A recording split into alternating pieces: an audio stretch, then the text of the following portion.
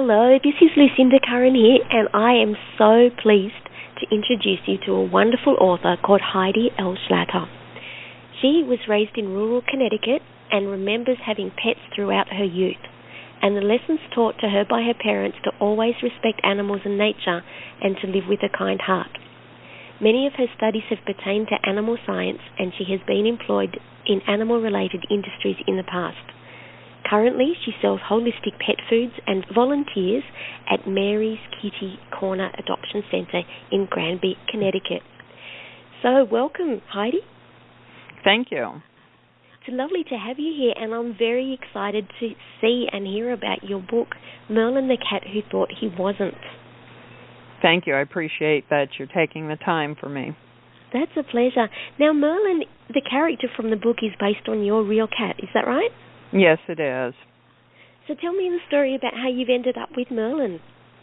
Merlin was not my intended kitty to be adopted. I had originally gone to Mary's Kitty Corner that you referenced to adopt Pudge. I had seen him on petfinder.com, where they list a lot of animals that are available for adoption. And when I went to meet him, my mother and I actually went, there were many cages in the room with different cats, and I don't know, Merlin stood out. He attracted me, he attracted my mother, and I still went home with Pudge, but he stuck in my mind. So I continued to ask about him over time, and about 3 months later, when the poor boy had been in his cage about 5 months, I said, well, bring him over, and we'd see if the two could get along. So Merlin, he was meant to be in my house. It sounds like it. That's fantastic. Like out of all the animals in all the cages, he just really leapt out at you and said, here I am. I'm with you. He did. He absolutely did. It was funny because black and white cats weren't the type to attract me. That's why I went for Pudge. He's orange, and he wasn't even the typical orange cat that I'd had in the past. So all of this came together just for the reason and possibly to have the Merlin book created. That's the way I tend to look at it. That's great. So the title, Merlin, the Cat Who Thought He Wasn't, is this actually based on his true life, or is it created and he's like the fictional character based on a real character? No, he is. It is based on true aspects of who Merlin is. He grew up, as the cover of the book has, him sitting with dogs, and that is he was raised with just dogs as part of his household, and no kitties, and so he really to this day tends to lean more towards being dog-like. And so it is a true story about how he had to learn a little bit about himself in that he actually is a kitty cat. So what sort of lessons has he had to learn then? He didn't know he could do many things. When I first had the two together, well, they at first didn't get along very well at all, but as time went on, he would watch Pudge, who is 100% cat. He is playful and jumps and climbs, and Merlin would just watch him. He is the definition, the epitome of a copycat. And he'd watch him, and then he'd try to do similar things, and he was very bad at it. And in the book, specifically, I had purchased what I call their tower. It's a taller piece of furniture for cats to climb up on, and they can, sit up high. And Merlin literally could not climb that. He didn't quite know how to manage that, and he tried and tried and tried, as in the story, and Pudge could just jump right up. And I think Merlin was a little frustrated, but he persevered. That's fantastic. I think it's interesting that so much of character in dogs and cats is learned by their surroundings. Yes. I know from a dog I had years ago who I'd had since he was a tiny puppy. He was like 6 weeks old or something, way too young to, get as a puppy. But he was crossed with, I'm sure he was crossed with a cat. He'd do so many cat things. But then, like the dog I've got now is a rescue dog, and he hadn't learned to be a boy dog. He'd learned from the dog he lived with that, this is how dogs do things, and she was a girl, so he still does girl dog things rather than boy dog things. It's just interesting that that's what they learn. So how did Merlin get on then with learning to climb the post? He just truly made several attempts. It was over the course of, I'd say it took him, a good week to a week and a half to get up to, I don't know, it's possible too that because he didn't do a lot of jumping and climbing, that he didn't have the muscle tone in his legs, the strength in his legs for proper jumping.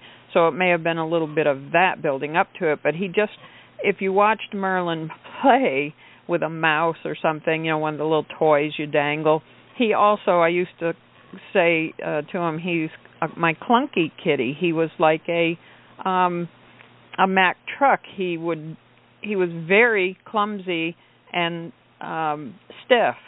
He just didn't have it, so he's comical. He still to this day is very funny to watch because he knows more how to do these things, but he's still very awkward about it. Wow, and how old is he now? Merlin now, I believe, would be approximately 11. They never know for sure with the rescues, so they make a guess. But I think he's about 11, and Pudgy should be about 10. That's amazing. So you've just seen him develop and really come into his own in the time you've had him then? Yes. He has made some very big changes. So what are some of the best ones, or the ones you'd like to share anyway, that he's done? The best changes? Yeah, development. I think it is just he has learned an awful lot about the things that he truly did not know he could do. As a cat, he lived on the ground mostly, as dogs do. He didn't have the really the urges even to jump up on things, and I don't know if it was lack of capability entirely. He was just very different, and even with going into the little kitty beds that I'd get him, and he had to do everything that Pudge did.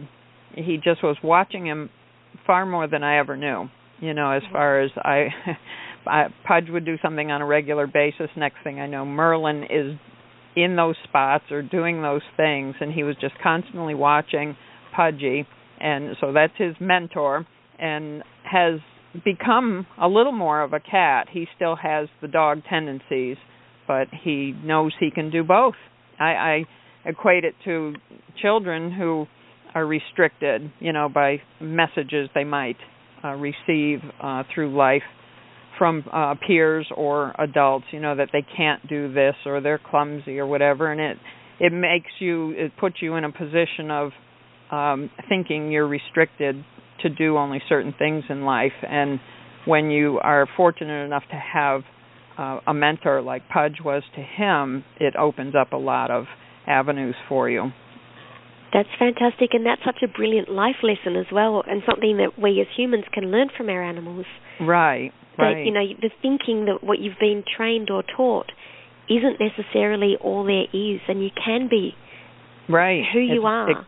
Yes, it can be very self-limiting, and it doesn't have to be that way. We all have huge potential if somebody will help us develop that, the same as Merlin had through Pudge. It's brilliant that he was so interested in it. It's like, you did go there, you were looking for an orange cat, and you found Pudge, but, Merlin needed to come, but you needed to have Pudge first, so you had the role model for him and the friend and the mentor. Right.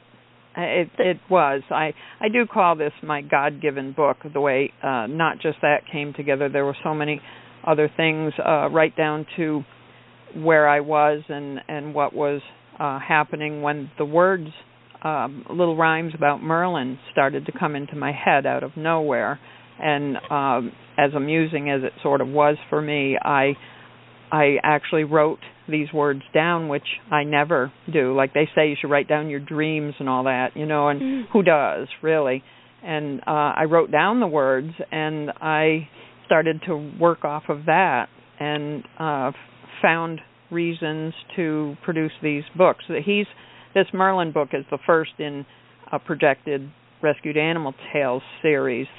Merlin came from Mary's Kitty Corner, so $1 a book I donate to Mary's Kitty Corner to help them with their funding and that type of thing.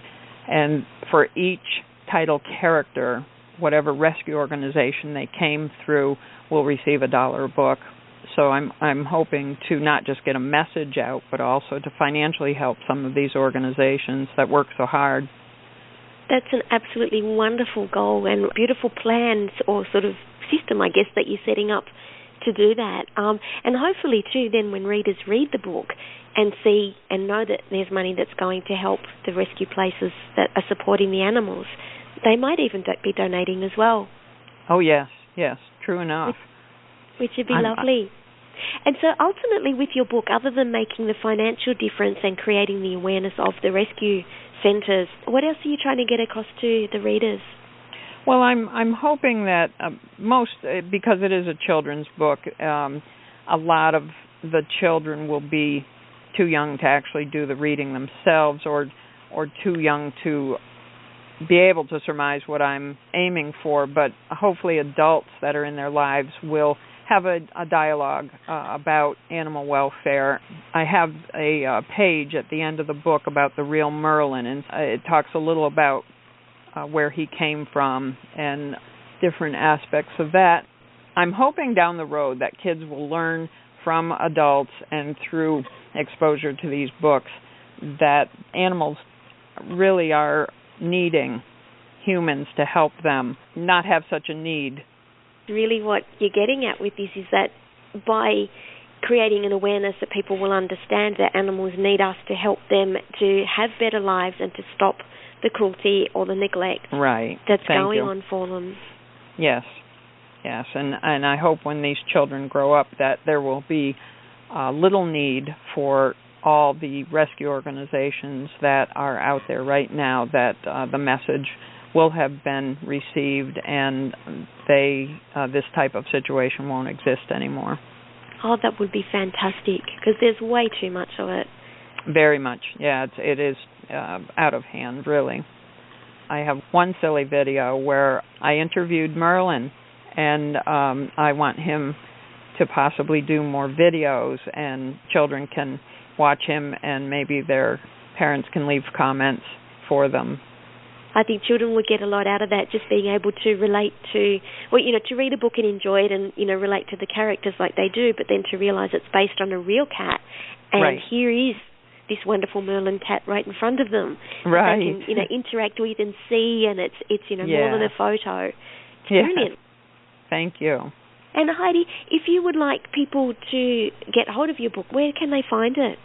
www.freddieBoyPress, it's FREDDIE, boypress.com, and the email to write to would be FreddieBoyPress@cox.net.